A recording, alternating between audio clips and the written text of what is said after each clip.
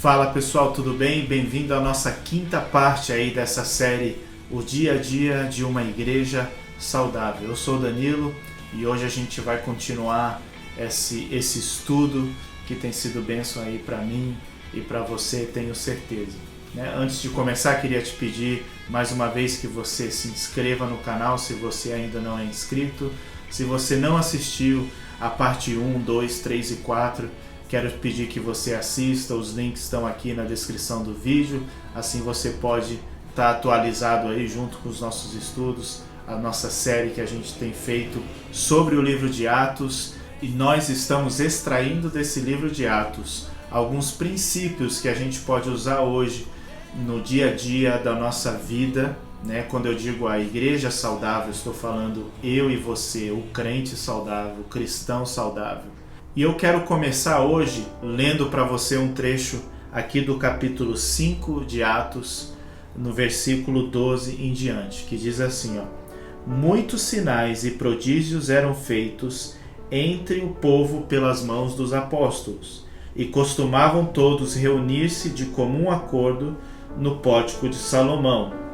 Mas dos restantes, ninguém ousava juntar-se a ele, ou seja, eles estavam fazendo maravilhas, mas tinham pessoas que não queriam estar ali junto com eles, pessoas que não criam no que eles pregavam. Porém, o povo lhes tributava grande admiração. Apesar de não crerem alguns, eles tinham uma grande admiração porque sabiam que alguma coisa diferente estava acontecendo.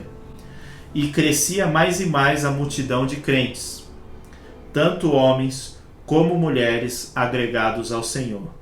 A ponto, olha que legal isso aqui, a ponto de levar os enfermos até pelas ruas e os colocarem sobre leitos e macas, para que ao passar Pedro, ao menos a sua sombra se projetasse sobre eles. E então afluía também muita gente das cidades vizinhas a Jerusalém, ou seja, o povo de fora vinha para Jerusalém, onde eles estavam, levando doentes, atormentados de espíritos imundos, e todos eram curados. Então aqui eu quero falar para você o primeiro princípio que a gente extrai somente aqui dessa série de versículos. Os milagres e maravilhas têm que fazer parte do dia a dia na igreja.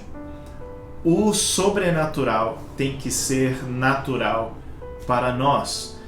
Os milagres precisam acontecer constantemente na nossa vida. As maravilhas, os sinais precisam acontecer, né? Jesus disse que os sinais e as maravilhas nos acompanhariam e que nós faríamos coisas ainda maiores do que ele fez, porque hoje nós temos o Espírito Santo habitando dentro de nós. Esses milagres precisam acontecer sempre, constantemente, precisa ser algo natural. Apesar de ser sobrenatural, para nós precisa ser natural, porque no reino isso se torna natural. Então nós precisamos ter o costume, as nossas reuniões, nas suas células, grupos pequenos, nas suas reuniões, ensaio de louvor, ensaio de teatro, ensaio pessoal da dança, as reuniões de líderes, reuniões de homens, de mulheres, nos nossos cultos, nós precisamos ter o costume de orar por cura. Nós precisamos ter esse costume de sempre estar perguntando e tentando saber quem precisa de uma oração por cura. Porque as pessoas, olha só queridos, a gente não pode ir a um culto e voltar para casa com dor.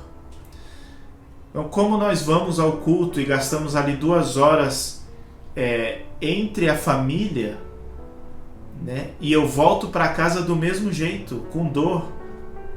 A gente está acostumado a orar somente quando alguém, ou um parente, ou um amigo é diagnosticado com câncer, ou diagnosticado com uma doença muito grave.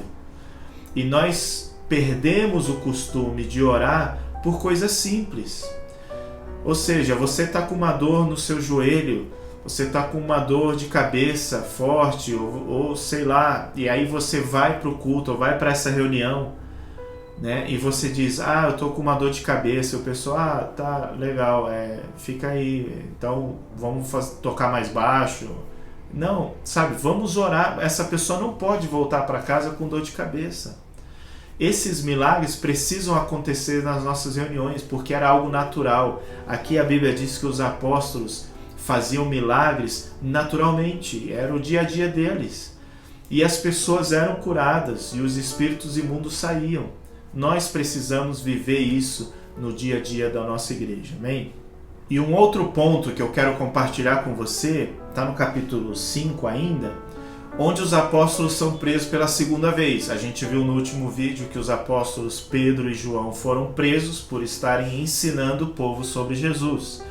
Aqui diz que os fariseus e os sacerdotes ficaram tão injuriados e com inveja que os apóstolos estavam pregando, inclusive mostra que eles estavam pregando no mesmo lugar onde aconteceu ali tudo de Pedro e João no capítulo anterior, ali no pórtico de Salomão, na entrada, ali uma área externa, e eles ficavam ali ensinando o povo sobre Jesus. Então eles ficaram com tanto ódio e com inveja, a Bíblia diz, que eles mandaram prender os apóstolos. Só diz que eles mandaram prender os apóstolos. A gente não sabe quantos nem quais eram, né? Nem se eram todos. Mas eles foram presos. E aqui acontece algo muito legal e interessante, porque quando eles estavam presos, então um anjo vem, abre as portas das prisões e libera os apóstolos e dá uma ordem para eles, falando assim, voltem lá para onde vocês estavam e sigam pregando o que vocês têm que pregar. Então aqui a gente vê, queridos, que nenhum homem pode parar aquilo que Deus está fazendo. E nós vamos ver isso um pouquinho mais adiante, quando acontece algo interessante sobre esse aspecto. Mas o homem não pode parar o que Deus está fazendo. Então, mesmo eles presos, o anjo vem, libera eles da cadeia e fala, continua pregando o evangelho. E eles vão para lá e pregam Jesus. E eles continuam pregando. E então os fariseus, saduceus, os sacerdotes que estavam indignados, mandam chamar esses apóstolos que estavam na prisão. Daí os guardas vêm aos sacerdotes e respondem, olha, eles não estão lá na cadeia. Tá tudo fechado, bonitinho, do jeito que estava, todo mundo ali que estava trabalhando do mesmo jeito, mas eles não estão lá. E como assim eles não estão lá? Enquanto eles estão discutindo e falando, chega uma outra pessoa e fala, quem vocês estão procurando está lá, pregando igual lá onde eles estavam. E aqui a gente vê que os homens não podem parar o que Deus estava fazendo. E os sacerdotes mandam chamar os apóstolos que estavam lá pregando o evangelho mais uma vez, né? Só que dessa vez sem violência, eles trazem, porque o povo está ouvindo tudo que eles estão falando, então eles ficam um pouco receosos e trazem os apóstolos discretamente mais uma vez, né? E eles falam para eles de novo assim, tipo, a gente não mandou, vocês não têm uma ordem nossa que vocês não podem mais pregar? E então, mais uma vez, com intrepidez, né, os apóstolos respondem para eles assim, nós não vamos desobedecer a Deus para obedecer vocês. Nós vamos continuar pregando Jesus. E aí a Bíblia diz que eles ficam aqui no versículo 33, diz assim, eles ouvindo se enfureceram e queriam matá-los. Então eles ficaram com tanto ódio dos apóstolos que eles queriam matar os apóstolos. Estou contando toda essa história para chegar num ponto aqui com vocês, para vocês entenderem o contexto. Quando eles querem matar os apóstolos, então se levanta um homem, um fariseu muito respeitado, um mestre na lei, e ele chamado Gamaliel, e ele propõe algo para todo mundo. Fala assim, olha, a gente não pode matar esses homens.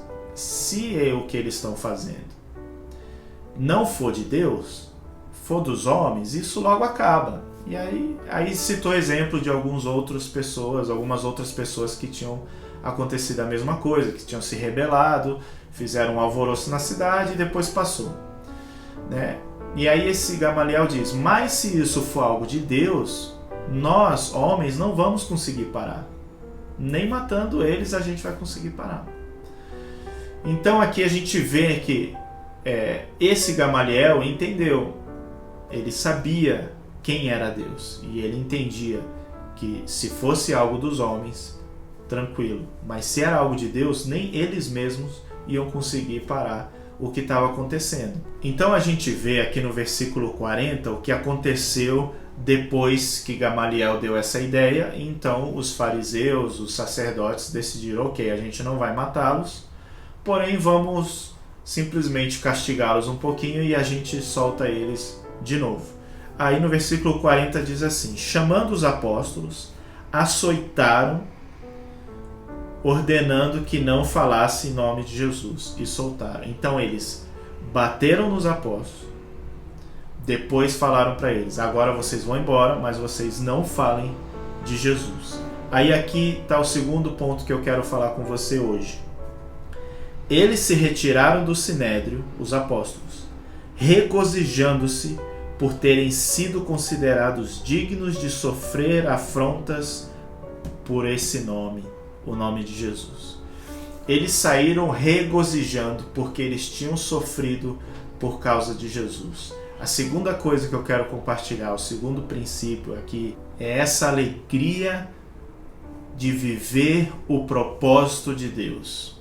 Quando nós vivemos o propósito de Deus na nossa vida, existe alegria, mesmo em meio ao sofrimento, mesmo em meio à dor, né? Eles não apanharam sorrindo, eles apanharam sofrendo, só que com um coração alegre, porque eles estavam fazendo aquilo para Jesus. Eles precisavam fazer aquilo para Jesus. Não que nós precisamos pagar um preço para ser merecido. A salvação é grátis. Jesus pagou o preço por nós. Só que eles estavam sofrendo algo e o povo via o sofrimento deles, e ao mesmo tempo o povo via que eles regozijavam, que eles estavam alegres por sofrer por Jesus. E o povo era atraído por isso.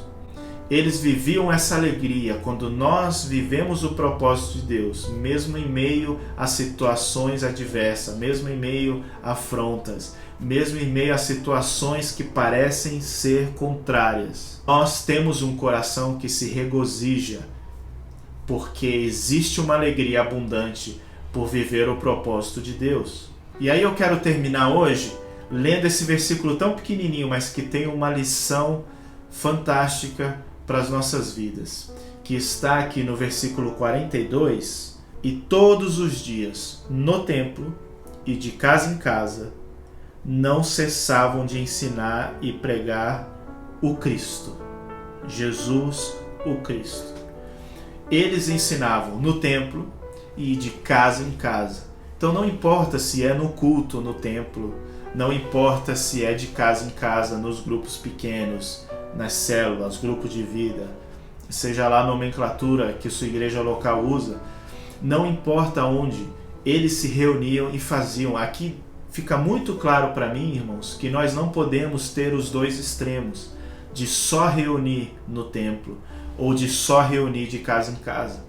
Existe uma necessidade de nós reunirmos de casa em casa, em grupos pequenos. E existe também a necessidade de nós reunirmos todos juntos em um lugar, em um salão, um templo, na rua, num parque, o que seja, onde nós fazemos nossos cultos. Mas existe essa necessidade. O que importa é que o nome de Jesus seja ensinado para as pessoas, que a igreja seja edificada todos os dias. Amém? No próximo vídeo a gente vai falar sobre Estevão, que é um cara fantástico, que a Bíblia diz muito pouco sobre ele, mas que tem vários ensinamentos maravilhosos, vários princípios que a gente pode aprender para colocar em prática na nossa vida, no nosso dia a dia.